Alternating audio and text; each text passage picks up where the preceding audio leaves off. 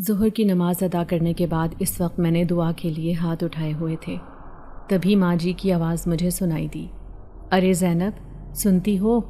نماز پڑھ چکی ہو تو باہر آ جاؤ، کھانا میں بنا چکی ہوں، اپنے ابا کو جا کر کھیتوں میں کھانا دے آؤ، آج میں نہیں جا سکتی، مجھے فوتگی پر جانا ہے۔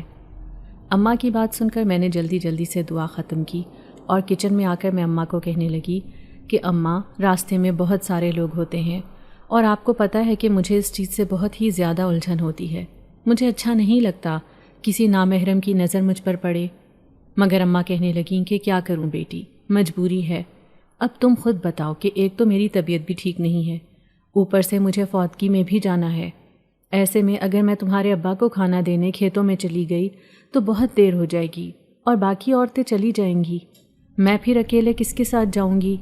اور ویسے بھی فکر کس بات کی ہے، ہمارے گاؤں کے لوگ سبھی بہت اچھے ہیں، گاؤں کی سبھی بہو بیٹیوں کی عزت کرتے ہیں، آج تک کبھی کسی لڑکے نے کسی لڑکی کو چھیڑنے کی غلطی تک نہیں کی اور نہ ہی کبھی ایسی کوئی بات سنی ہے، اس لیے تم بے فکر ہو کر کھیتوں میں ابا کو کھانا دینے چلی جاؤ، اس سے پہلے بھی تو تم کتنی بار گئی ہو، کیا آج تک کبھی کوئی بات ہوئی ہے؟ اماں کی بات سن کر میں نے نفی میں سر ہلایا۔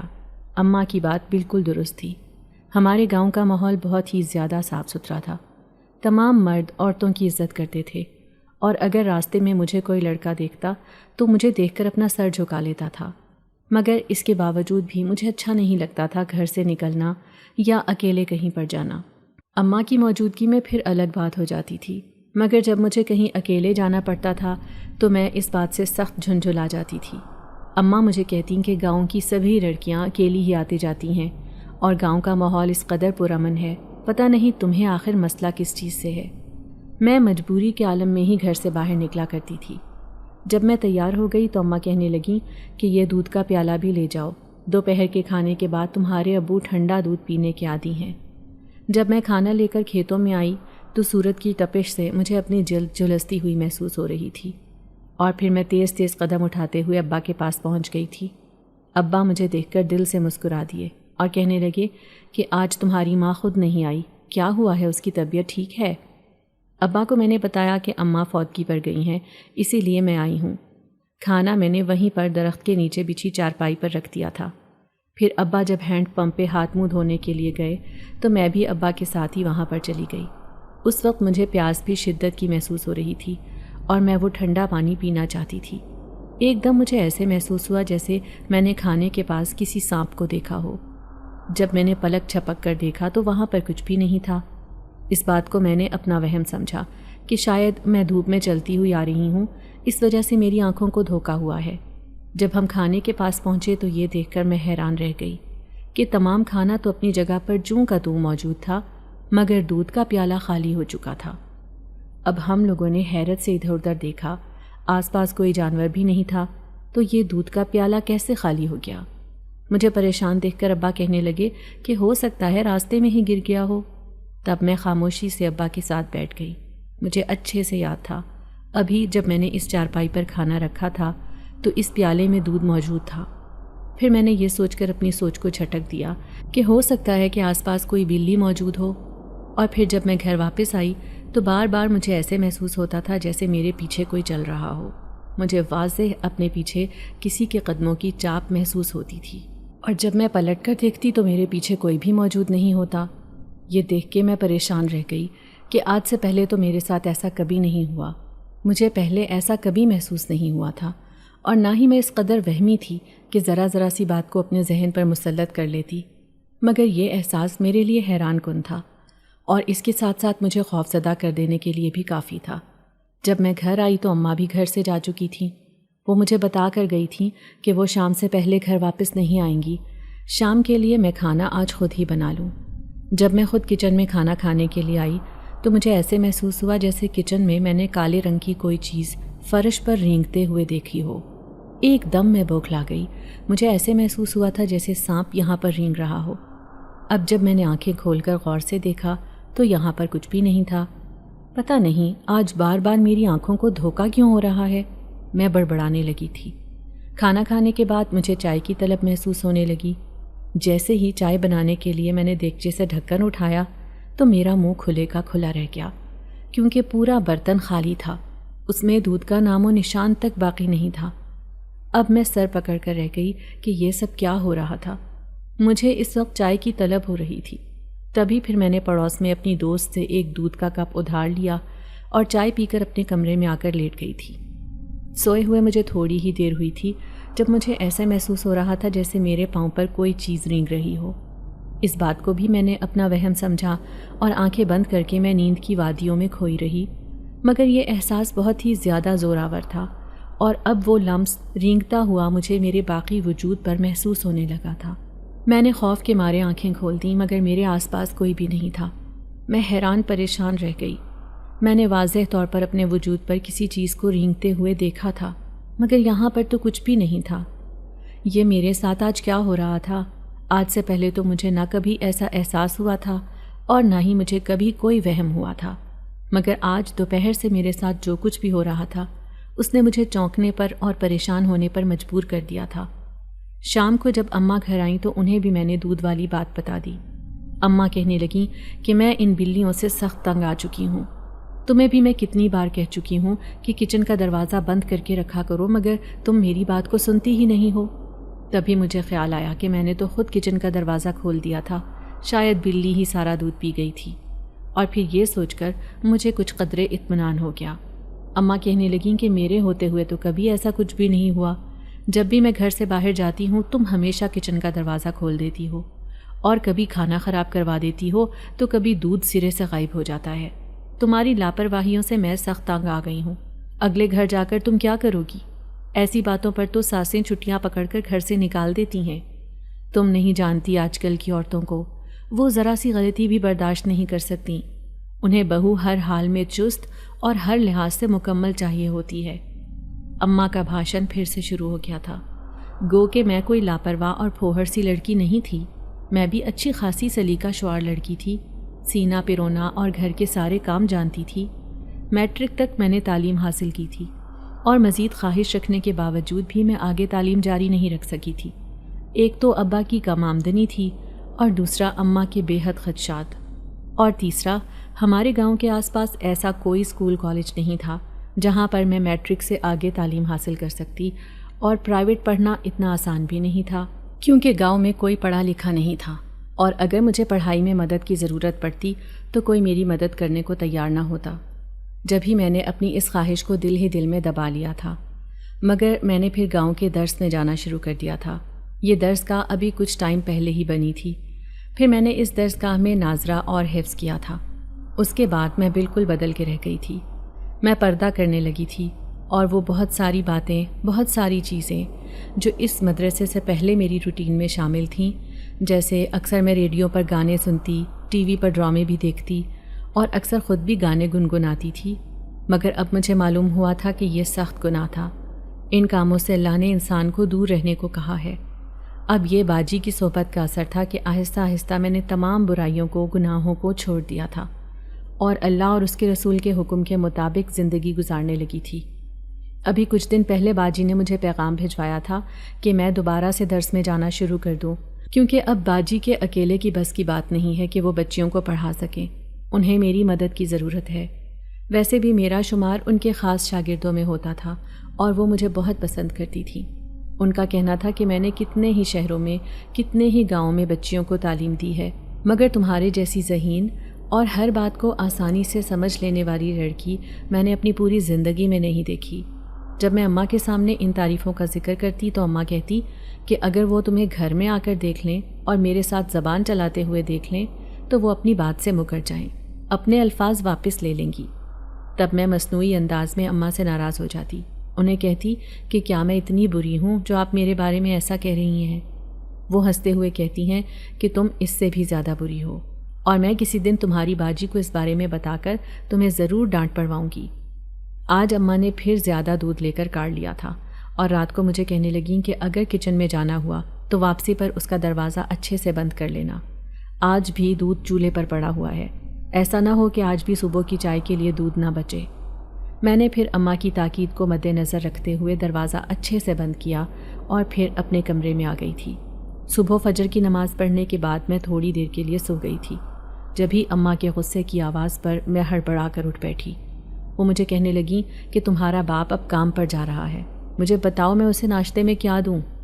اماں کی بات سن کر میں حیران رہ گئی۔ انہیں کہنے لگی کہ یہ پوچھنے کے لیے مجھے سوتے سے اٹھانے کی کیا ضرورت تھی؟ جو آپ انہیں روزانہ بنا کر دیتی ہیں وہی بنا لیں، یا آپ ان سے پوچھ لیں۔ وہ مجھے غصے سے گھورتے ہوئے کہنے لگی کہ تمہیں میں نے خاص طور پر تاکید کی تھی کہ رات کو کچن کا دروازہ لازمی بند کرنا، مگر تم نے آج پھر دروازہ کھول دیا اور آج پھر سارا دودھ بلی پی گئی ہے۔ یہ سن کر میرا منہ کھلے کا کھلا رہ گیا تھا۔ میں نے خود دروازہ اچھی طرح بند کیا تھا اور مجھے اس بات کے بارے میں اچھے سے یاد بھی تھا، مگر اماں بھی جھوٹ تو نہیں کہہ سکتی تھی۔ اب جب میں نے کچن میں آ کر دیکھا تو واقعی میں دودھ کا پتیلا بالکل خالی تھا۔ میں اپنا سر پکڑ کر رہ گئی کہ میں تو کنڈی لگا کر گئی تھی، تو پھر یہ دروازہ کیسے کھل گیا؟ اماں مجھ پر سخت غصہ تھیں۔ ان کا کہنا تھا کہ میں بہت ہی زیادہ غیر ذمہ دار لڑکی ہوں، میں باقی کی زندگی کیسے گزاروں گی، میں جو چھوٹی چھوٹی باتوں کا خیال نہیں رکھ سکتی، اور میں کوفت زدہ سی اماں کی ان تمام باتوں کو سنتی جا رہی تھی۔ آج میں نے درس میں پڑھانے کے لیے جانا تھا، اسی لیے میں برقع اوڑھ کر درس میں آ گئی تھی۔ درس ہمارے گھر سے تھوڑے سے ہی فاصلے پر تھا اور محلے کے کچھ بچے بھی راستے میں مجھے درس میں جاتے ہوئے مل جاتے تھے، اس لیے اماں کو میں اس بات کے حوالے سے زحمت نہیں دیتی تھی۔ ابھی میں گھر سے نکل کر تھوڑی سی ہی دور آئی تھی جب مجھے پھر سے ایسے محسوس ہونے لگا جیسے کوئی میرے پیچھے پیچھے چلتا ہوا آ رہا ہو۔ اب جب میں نے پلٹ کر دیکھا تو میں مبہوت ہو کر رہ گئی۔ میں اپنی پلکیں جھپکنا بھول گئی تھی۔ میرا وہ ہاتھ جس سے میں نے اپنے چہرے پر نقاب کیا ہوا تھا، میرا وہ ہاتھ پہلو میں گر گیا تھا اور میں پلکیں جھپکائے بنا اس حسن کے مجسمے کو دیکھ رہی تھی، اور وہ بھی بغور میرے چہرے کی طرف دیکھ رہا تھا۔ مسکراتے ہوئے وہ میرے روبرو کھڑا ہو گیا اور کہنے لگا، کیسی ہو زینب؟ اس کے منہ سے اپنا نام سن کر میں حیرت زدہ رہ گئی۔ اسے ہکلاتے ہوئے کہنے لگی کہ تم کون ہو اور میرا نام کیسے جانتے ہو؟ وہ ہلکے سے ہنس پڑا اور کہنے لگا کہ میں تمہارے بارے میں اور بھی بہت کچھ جانتا ہوں۔ اس کی بات سن کر میں ڈر گئی تھی۔ مجھے اس کی آنکھوں سے خوف محسوس ہو رہا تھا۔ میں تیز تیز قدم اٹھاتے ہوئے آگے بڑھنے لگی۔ اب مجھے اپنی پوزیشن کا خیال آیا کہ میں اس وقت راستے میں کھڑی تھی۔ اگر کوئی بھی گاؤں کا شخص مجھے دیکھ لیتا تو منٹوں میں فسانہ بن جاتا اور میں بدنام بھی ہو سکتی تھی۔ مجھے اپنے ماں باپ کی عزت اپنی جان سے بڑھ کر پیاری تھی۔ پھر وہ بھی میرے ساتھ ساتھ چلنے لگا۔ میں نے اسے کہا کہ ایسے مت کرو، میرا پیچھا مت کرو، اگر کسی نے دیکھ لیا تو نہ جانے میرے بارے میں کیا سوچیں گے۔ وہ کہنے لگا، کسی کو کچھ پتہ نہیں چلتا، اور ایسے میں تم سے یہ کہنا چاہتا ہوں کہ میں تمہیں پسند کرتا ہوں اور تمہیں حاصل کرنا چاہتا ہوں۔ اس کی بات سن کر میرے قدم جیسے زمین نے جکڑ لیے۔ اب میں نے حیرت سے اس کی طرف پلٹ کر دیکھا۔ اس نے ہاں میں سر ہلا کر گویا اپنی بات کی تائید کی اور کہنے لگا کہ میں سچ کہہ رہا ہوں، میں تمہیں اپنانا چاہتا ہوں۔ تمہیں حاصل کیے بغیر اب میں کبھی بھی چین نہیں پا سکتا۔ میں فوراً سے تیز تیز قدم اٹھاتے ہوئے اپنے درس میں آ گئی تھی۔ میرا دل زور زور سے دھڑک رہا تھا۔ یہ سوچ سوچ کر میں پاگل ہو رہی تھی کہ یہ شخص کون تھا اور مجھ سے یہ کس قسم کی باتیں کر رہا تھا۔ اس کا خوبصورت چہرہ اور اس کی گھمبیر آواز یاد آتے ہی میرے ہاتھ کی ہتھیلیاں پسیجنے لگی تھیں۔ میں بری طرح سے گھبرا گئی تھی۔ میری حالت دیکھ کر باجی بھی حیران رہ گئی۔ وہ مجھے کہنے لگیں، کیا بات ہے، آج اتنی بوکھلائی ہوئی کیوں ہو؟ سب ٹھیک تو ہے؟ پھر میں نے بہت مشکل سے اپنی حالت کو قابو میں کیا اور باجی سے ادھر ادھر کی باتیں کرنے لگی۔ سارا دن بچوں کو پڑھاتے ہوئے بھی میرا دھیان اسی طرف تھا، اور چھٹی کے بعد جب میں نے درس سے باہر قدم نکالا تو اس وقت وہ کہیں بھی نظر نہیں آ رہا تھا۔ میں نے ایک گہرا سانس خارج کیا اور اپنے گھر کی طرف چل دی۔ راستے میں پھر مجھے ایسے محسوس ہونے لگا جیسے کوئی میرے پیچھے چل رہا ہو۔ اب جو میں نے ڈرتے ڈرتے پیچھے دیکھا تو وہاں پر کوئی بھی نہیں تھا۔ میں پھر تیز تیز قدم اٹھاتے ہوئے گھر آئی تو گھر میں کچھ مہمان تھے۔ اماں کہنے لگیں کہ فوراً سے ہاتھ منہ دھو کر مہمانوں کو آ کر سلام کر لو اور پھر اچھی سی چائے بنا کر کمرے میں لے آؤ۔ سنو، آج چائے کے ساتھ اچھا سا اہتمام بھی کر لینا۔ میں جو تھکی ہاری درس سے آئی تھی، اس وقت مجھے سخت بھوک بھی ستا رہی تھی، مگر اماں کی بات کو ٹال بھی نہیں سکتی تھی۔ یوں بھی اماں کو چھوٹی چھوٹی بات پر غصہ آ جاتا تھا، اور اس وقت تو گھر میں مہمان موجود تھے۔ میں مہمانوں کے سامنے بے عزت نہیں ہونا چاہتی تھی۔ تبھی میں نے سوچا کہ پہلے اماں کی بات مان لیتی ہوں، اس کے بعد ہی باقی کام کروں گی۔ جب مہمانوں کو سلام کرنے کے لیے کمرے میں آئی تو وہاں پر 2 خواتین موجود تھیں اور ان کے ساتھ ایک بڑی عمر کے آدمی بیٹھے تھے۔ وہ سفید داڑھی اور نورانی چہرے والے انسان تھے۔ ان کے ہاتھوں میں تسبیح تھی۔ میں انہیں دیکھتے ہی مروب سی ہو گئی۔ سلام کرنے کے بعد جب میں واپس جانے لگی تو ان بزرگ کی آواز سن کر میں چونک گئی۔ وہ مجھے کہنے لگے کہ یہاں آؤ بیٹی، میرے پاس آ کر بیٹھو۔ ان کے انداز میں نہ جانے ایسا کیا تھا کہ میرے قدم خود بخود ان کی طرف اٹھنے لگے۔ میں ان کے پاس جا کر بیٹھ گئی۔ وہ میرے سر پر ہاتھ رکھ کر کچھ پڑھنے لگے، پھر اپنی آنکھیں کھول کر کہنے لگے کہ انسان کی زندگی میں بہت سارے ایسے حالات کا سامنا بھی کرنا پڑتا ہے جو اس کے لیے ناقابل یقین ہوتے ہیں، اور انسان کو سمجھ نہیں آتی کہ اس کے ساتھ یہ سب کیوں ہو رہا ہے۔ ایسی حالت میں انسان کو اللہ سے رجوع کرنا چاہیے، اس سے مدد مانگنی چاہیے۔ اللہ ہی ہے جو ہر طرح کے حالات کو قابو میں کر سکتا ہے اور برے حالات کا رخ بھی بدل سکتا ہے۔ انسان کو کبھی بھی گھبرانا نہیں چاہیے اور دل چھوٹا نہیں کرنا چاہیے، اور کوئی بھی معمولی سے معمولی بات بھی جو آپ کو عجیب لگے وہ اپنے ماں باپ کو، اپنے پیاروں کو ضرور بتانی چاہیے۔ ان کی اتنی لمبی تمہید سن کر میں حیرت سے انہیں دیکھنے لگی۔ ان کی ان باتوں کا کیا مقصد تھا؟ تبھی امی نے میرا ہونق چہرہ دیکھا تو مجھے گھورتے ہوئے کہنے لگی کہ کچن میں جا کر چائے بنا لو، اور پھر میں وہاں سے اٹھ کر کچن میں آ گئی۔ ایک طرف میں نے دودھ کو گرم کرنے کے لیے رکھ دیا اور دوسری طرف چائے کے لیے قہوہ بنانے لگی، اور اس کے ساتھ ساتھ میں پکوڑے بنانے کے لیے سامان بھی تیار کر رہی تھی۔ پھر مجھے ایسے ہی محسوس ہونے لگا جیسے کہ میرے پیچھے کوئی چلتا ہوا آ رہا ہو۔ اب جب پلٹ کر دیکھا تو وہاں پر کچھ بھی نہیں تھا۔ اس بات کو میں نے اپنا وہم سمجھا اور اپنے کام میں مصروف رہی۔ اب جب پکوڑوں کا سامان بنا کر میں چائے کی طرف بڑھی تو یہ دیکھ کر میرا منہ کھلے کا کھلا رہ گیا، کیونکہ قہوہ ابل رہا تھا، اور جیسے ہی اس میں دودھ ڈالنے کے لیے میں نے دودھ کے برتن کی طرف ہاتھ بڑھایا تو وہ چولہا بند تھا اور دودھ بھی پتیلے سے بالکل غائب ہو چکا تھا۔ کتنی ہی دیر میں بے یقینی سے یہی دیکھتی رہی۔ تبھی اماں کچن میں آئی اور مجھے کہنے لگی کہ چائے تیار ہو گئی ہے۔ کتنی دیر ہے؟ انہوں نے میرے چہرے کے تاثرات دیکھے تو میرے پاس آ کر کہنے لگی، کیا ہوا ہے؟ ایسے کیا دیکھ رہی ہو؟ اماں کو میں نے خوفزدہ نظروں سے دیکھا اور کہنے لگی کہ میں ابھی یہاں پر موجود تھی اور میں نے دودھ گرم کرنے کے لیے چولہے پر رکھا تھا، مگر یہ دودھ کا پتیلا بالکل خالی ہو چکا ہے۔ سمجھ نہیں آتی کہ دودھ اس میں سے کہاں غائب ہو گیا۔ اب کی بار اماں نے سر پیٹ لیا۔ وہ مجھے کہنے لگی کہ تم کسی کام کی نہیں ہو، اب مہمانوں کے سامنے میری ناک کٹواؤ گی۔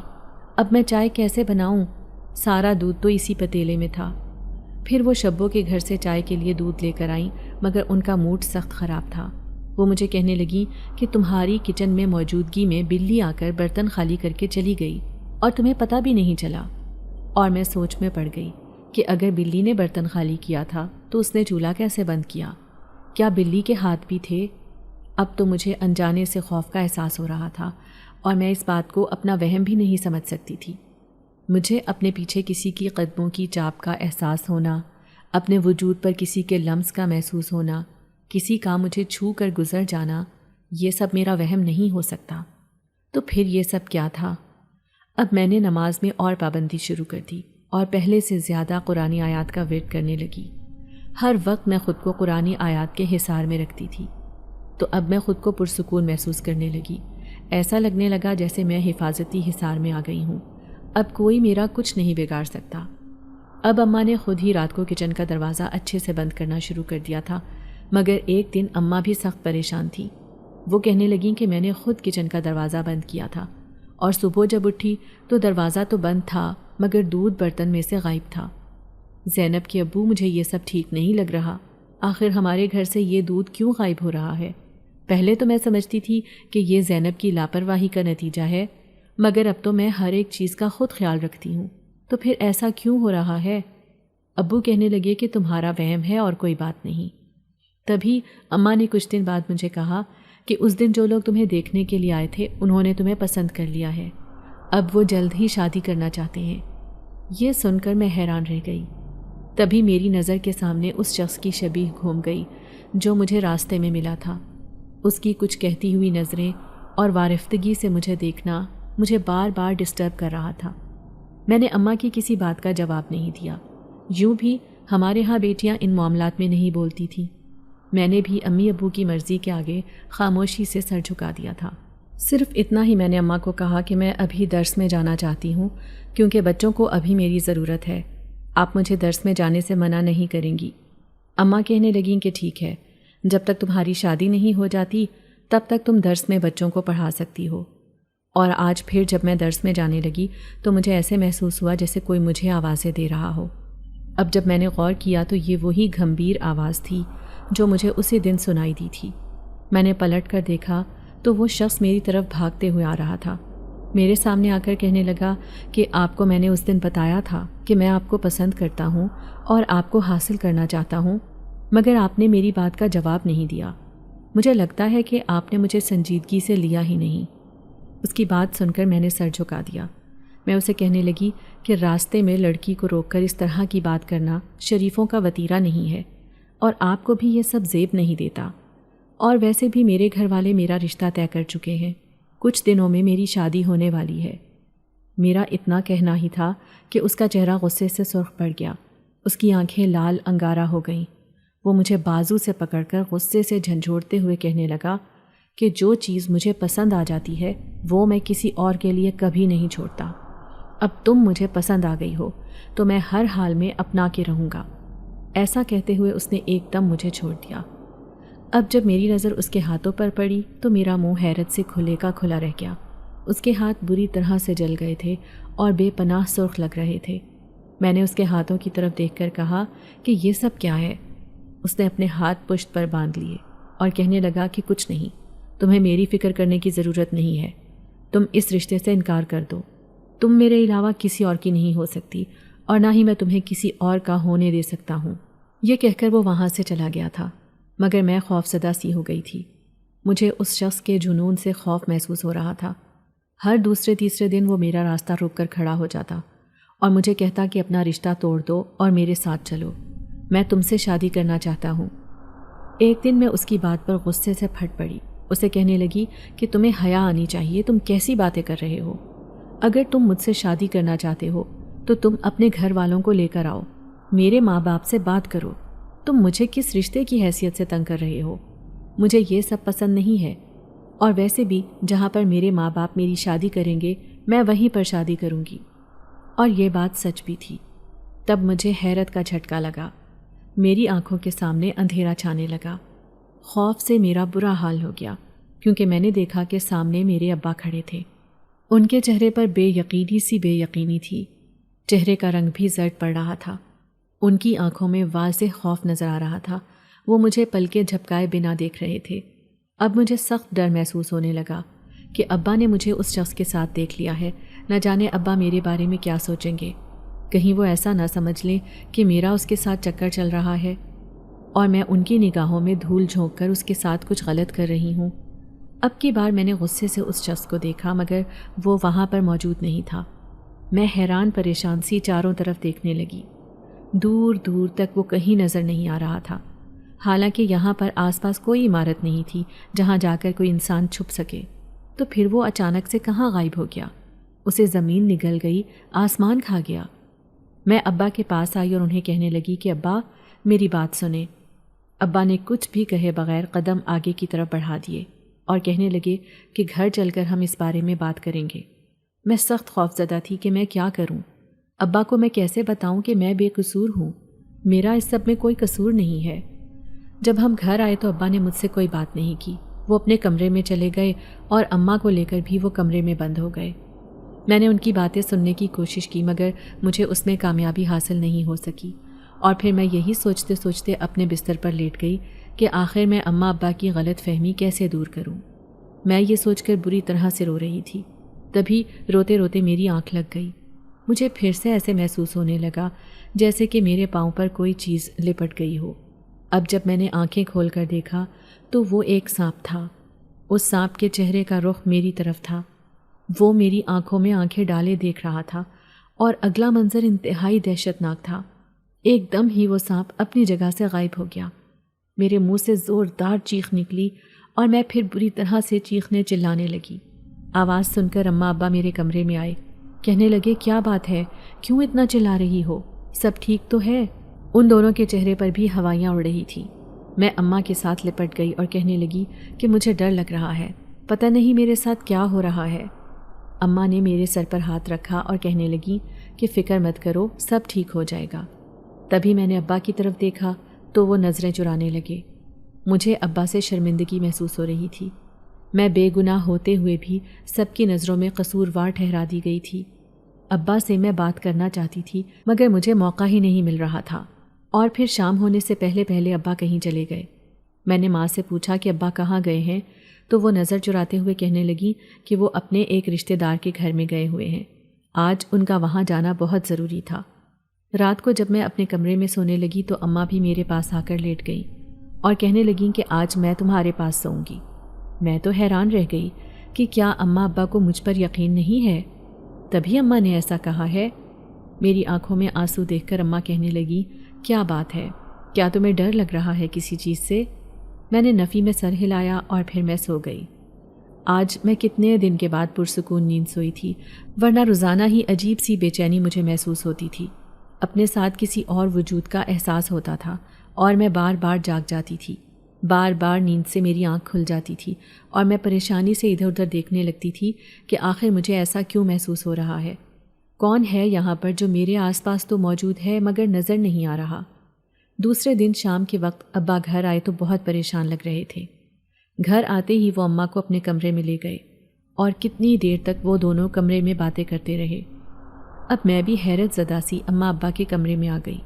میں ابا کو کہنے لگی کہ ابا، جو کچھ آپ نے دیکھا ہے وہ سچ نہیں ہے، میں اس شخص کو نہیں جانتی کہ وہ کون ہے۔ ابا مجھے کہنے لگے کہ ادھر میرے پاس آ کر بیٹھو اور مجھے بتاؤ کہ آخر یہ سب کب سے چل رہا ہے۔ ابا کی بات سن کر میں رو پڑی۔ ابھی کچھ دن پہلے ہی میں جب درس میں جا رہی تھی تو تبھی میں نے اس شخص کو دیکھا تھا اور تب سے وہ میرے پیچھے پڑا ہوا ہے، مگر میں نے اس سے کبھی بات نہیں کی۔ میں اس کے بارے میں کبھی کچھ نہیں جانتی کہ وہ کون ہے کون نہیں۔ ابا کہنے لگے کہ اب میری بات غور سے سنو۔ اس دن میری طبیعت ٹھیک نہیں تھی، میں گھر جلدی آ گیا۔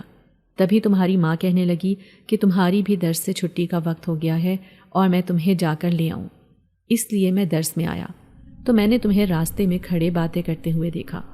تمہارا انداز بتا رہا تھا کہ تم کسی سے باتیں کر رہی ہو، اور جب میں تمہارے قریب ہوا تو تمہاری باتیں سن کر میں ٹھٹک کر رہ گیا۔ مگر زیادہ خوف والی بات پتہ ہے کیا تھی؟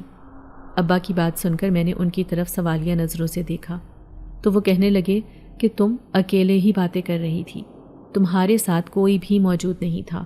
ابا کی بات سن کر میرا منہ حیرت سے کھلے کا کھلا رہ گیا۔ ایسا کیسے ہو سکتا ہے؟ میرے سامنے وہ شخص کھڑا تھا، وہ مجھ سے بات کر رہا تھا۔ ابا کہنے لگے کہ تمہارے آس پاس کوئی بھی موجود نہیں تھا اور تم اکیلے بات کر رہی تھی۔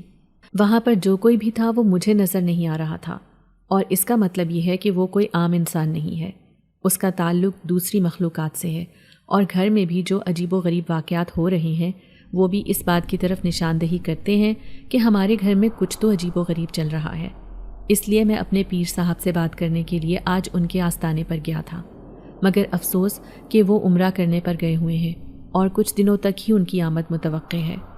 اس لیے میں نے اور تمہاری ماں نے سوچا ہے کہ ہم تمہاری جلد سے جلد شادی کر دیں تاکہ یہ جو بھی مصیبت ہے اس سے تمہاری جان چھوٹ سکے، ایسا نہ ہو کہ یہ تمہیں کوئی نقصان پہنچا دے۔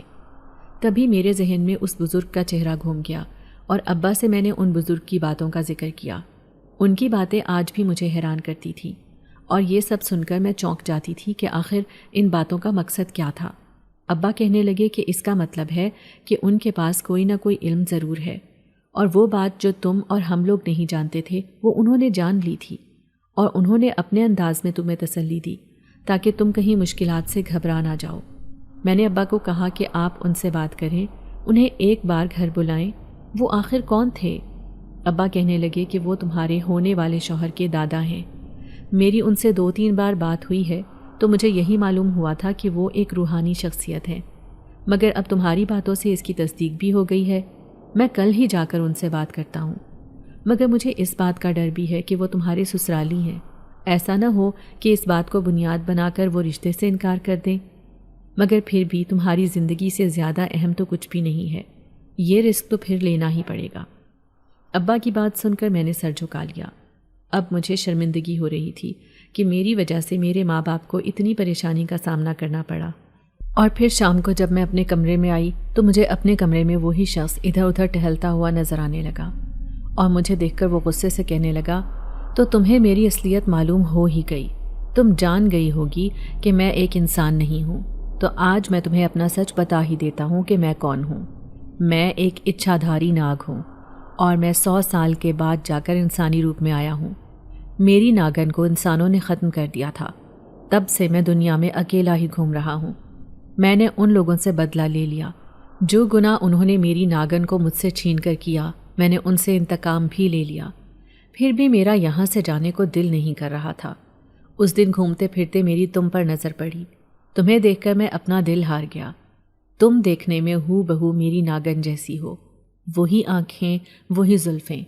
تمہیں دیکھ کر ہی مجھے معلوم ہو گیا کہ اگر میں تمہیں اپنی زندگی میں شامل کر لوں تو میری زندگی بہت پرسکون اور مزے سے گزرے گی، مگر جب بھی میں تمہارے قریب ہوتا ہوں تو میں بری طرح سے جلنے لگتا ہوں، اور اس کی وجہ تھی تمہاری عبادت گزاری اور ہر وقت حصار میں رہنا، ورنہ میں تمہیں کب کا اپنی دنیا میں اٹھا کر لے جا چکا ہوتا۔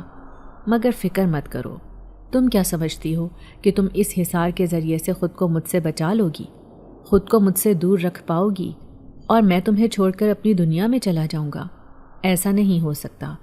میں تمہیں کوئی نقصان نہیں پہنچا سکتا کیونکہ میں تم سے پیار کرتا ہوں، لیکن اگر تم میری بات نہیں مانو گی تو میں تمہارے اپنوں کو نقصان پہنچا دوں گا، تمہارے ماں باپ کو، تمہارے ہونے والے شوہر کو۔ تم کیا چاہتی ہو کہ تمہاری وجہ سے بے گناہ لوگوں کو میں ڈس لوں، ان کی جان لے لوں؟ اس کی بات سن کر میں رو پڑی اور اسے کہنے لگی کہ ایسا مت کرو، میرے ماں باپ کو کچھ مت کہنا، اور میرے ہونے والے شوہر کو بھی کچھ مت کہنا۔ وہ اپنے ماں باپ کا اکلوتا سہارا ہے، اور میں نہیں چاہتی کہ میری وجہ سے وہ موت کے منہ میں چلا جائے۔ وہ ہنسنے لگا اور کہنے لگا کہ پھر جیسا میں کہتا ہوں ویسا کرو، میری ہو جاؤ، مجھ سے شادی کر لو، میں تمہیں بہت خوش رکھوں گا، تمہیں میں اپنی دنیا میں لے جاؤں گا اور وہاں پر تمہیں رانی بنا کر رکھوں گا۔ تمہیں بھلا اور کیا چاہیے؟ تم پوری ناگ دنیا پر راج کرو گی، ان کی رانی ہوگی، ہر طرف تمہارے ہی حکم کا سکہ چلے گا، اور تمہارے قدموں میں دنیا جہان کی دولت ڈھیر کر دوں گا۔ وہ مجھے لالچ دے رہا تھا اور مجھے قائل کرنے کی ہر ممکن کوشش کر رہا تھا، اور میرا ذہن اس سے جان چھڑوانے کے تانے بانے بن رہا تھا۔ تبھی میں نے اس سے کہا کہ مجھے سوچنے کا وقت دو، ابھی تم یہاں سے جاؤ، اگر تمہیں امی ابو نے دیکھ لیا تو نہ جانے وہ کیا سوچیں گے، وہ مزید پریشان ہو جائیں گے۔ وہ عجیب سے انداز میں ہنستے ہوئے کہنے لگا کہ ٹھیک ہے، تم نے جتنا سوچنا ہے سوچ لو، مگر جواب میری مرضی کے خلاف نہیں ہونا چاہیے، ورنہ انجام کی ذمہ دار تم خود ہوگی۔ اور وہ وہاں سے غائب ہو گیا تھا، اور میں پھوٹ پھوٹ کر رو پڑی کہ میرے ساتھ یہ کیا ہو گیا۔ میں نے خود کو کتنا سنبھال کے رکھا، میرا چہرہ کبھی کسی نے نہیں دیکھا، مگر اس کے باوجود بھی نہ جانے کب مجھ سے بے احتیاطی ہو گئی اور اس ناگ کی نظر مجھ پر پڑ گئی، اور اب وہ میری خوشیوں کا دشمن بن بیٹھا ہے۔ میں بھلا ایک ناگ سے کیسے شادی کر سکتی ہوں؟ ایسا نہیں ہو سکتا۔ میں نے پھر یہ ساری بات اپنے امی ابو کو بتائی۔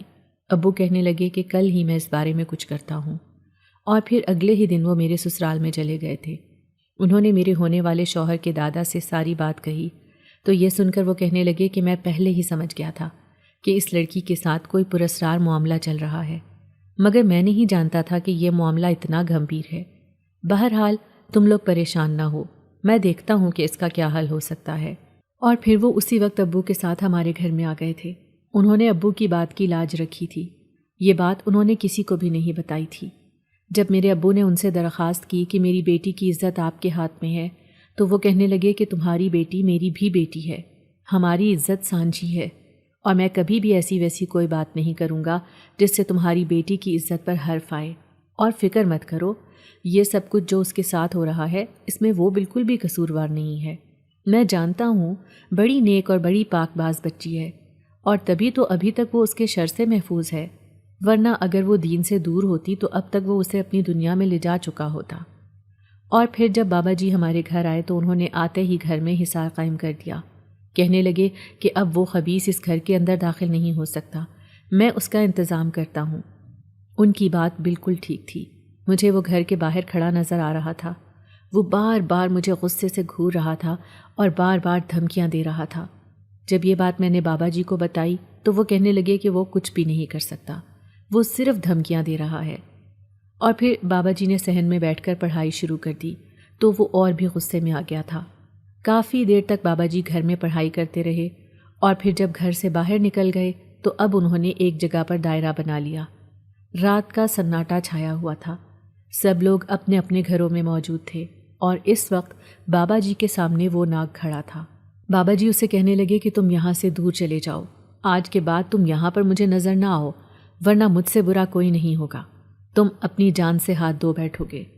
وہ کہنے لگا میں اس لڑکی کو چھوڑ کر نہیں جا سکتا، میں اس لڑکی کو اپنے ساتھ لے کر جاؤں گا، میں اس سے پیار کرتا ہوں، میں اسے نہیں چھوڑ سکتا، یہ صرف میری ہے، آپ ہمارے درمیان میں سے ہٹ جائیں۔ بابا جی سخت غصے میں آ گئے۔ وہ کہنے لگے تو پھر ٹھیک ہے، تم اپنی موت کے لیے تیار ہو جاؤ۔ یہ کہہ کر انہوں نے اپنے پاس پڑی بوتل پر کچھ دم کیا، اس سے پانی کے چھینٹے نکال کر اس پر مارنے شروع کر دیے تو وہ چیخنے چلانے لگا، کہنے لگا چھوڑ دو مجھے درد ہو رہا ہے، تکلیف ہو رہی ہے۔ بابا جی کے ہونٹوں پر مسکراہٹ آ گئی۔ وہ کہنے لگے کہ اب بتاؤ کیا ارادہ ہے تمہارا، کیا تم یہاں سے جاؤ گے یا ابھی بھی اس بچی کو تنگ کرو گے؟ وہ روتے ہوئے کہنے لگا کہ آپ میرے ساتھ اچھا نہیں کر رہے، آپ اسے مجھ سے چھین کر میرے ساتھ زیادتی کر رہے ہیں۔ بابا جی کہنے لگے یہ میری بات کا جواب نہیں ہے، مجھے بتاؤ تم یہاں سے جا رہے ہو یا نہیں؟ وہ کہنے لگا ہاں میں یہاں سے جا رہا ہوں، اب کبھی بھی واپس نہیں آؤں گا۔ بابا جی نے اس سے وعدہ لیا اور پھر وہ ہمیشہ کے لیے یہاں سے چلا گیا تھا۔ اس کے بعد بابا جی نے مجھے پہننے کے لیے تعویذ دیا اور مجھے کہا کہ ہر وقت اس حصار میں رہا کرو، اللہ نے چاہا تو تمہاری حفاظت ہوگی اور وہ کبھی بھی دوبارہ تمہارے راستے میں نہیں آئے گا اور نہ ہی کبھی کوئی تمہیں نقصان پہنچا سکے گا۔ اس بات کو کتنے ہی سال گزر چکے ہیں، آج بھی مجھے جب اس کا چہرہ یاد آتا ہے تو میں خوفزدہ ہو جاتی ہوں۔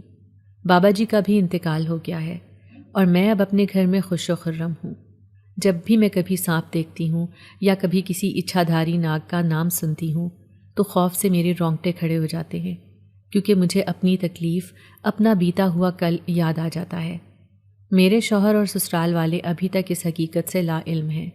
بابا جی نے مجھے کہا تھا کہ تمہارے سسرال والے لاکھ اچھے سہی، تمہارا شوہر تمہارا کتنا ہی خیال کیوں نہ کرے، کتنی ہی محبت کیوں نہ دے، اپنے سارے راز تمہیں کیوں نہ بتا دے، مگر پھر بھی اپنی کوئی بھی کمزوری اپنے سسرال والوں کو مت بتانا، اور خاص طور پر اپنے شوہر کو، ورنہ وہ تمہاری اسی کمی کو تمہاری خامی بنا کر تمہیں تانے دے گا، تمہارا جینا حرام کر دے گا، تمہارے لیے سانس لینا بھی دو بھر ہو جائے گا۔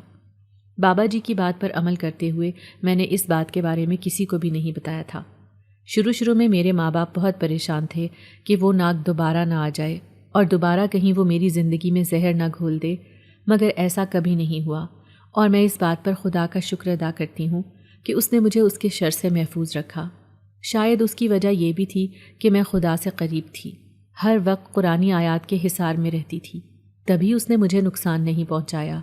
اگر ہم اپنے معمول میں مسنون دعاؤں کو شامل کر کے رکھیں، قرآنی آیات کے وظائف کا معمول بنائے رکھیں، تو ہمیں کبھی کوئی پریشانی، کوئی تکلیف رنج نہیں پہنچ سکتی۔ ہماری مشکلات بھی پلک جھپکتے میں حل ہو سکتی ہیں، مگر ہم اپنے دین سے اس قدر دور ہو چکے ہیں کہ معمولی سی تکلیف اور رنج پر بھی ہم پیروں فقیروں اور بابوں کے پاس بھاگنے لگتے ہیں۔ ہم اللہ سے قریب ہونے کی اور اس سے رجوع کرنے کی کوشش نہیں کرتے۔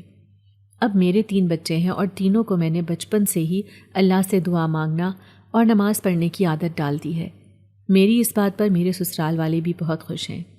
میری اسی وجہ سے وہ بہت عزت کرتے ہیں کہ میں بہت دیندار ہوں، اور میں نے بچوں میں بھی یہ دین منتقل کیا ہے، اور یقیناً یہ سارا کریڈٹ میری ماں باپ کو جاتا ہے جنہوں نے میری ایسی تربیت کی۔